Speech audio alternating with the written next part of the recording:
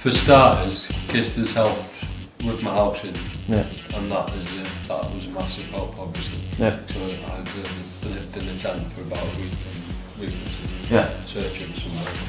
So the housing, and on top of that, all the opportunities, the activities that they give. They deliver cooking sessions if you want, and obviously the theatre forum that I've done, that helped massively with my confidence, and I obviously got me on the Mongolia trip. Also went to Portugal and down to London, and I played football with Gisda, just like mixing with a group and playing football. That was good. Met some people from Africa for a day. As you do. Yeah, it's just a different. It changed my life, like.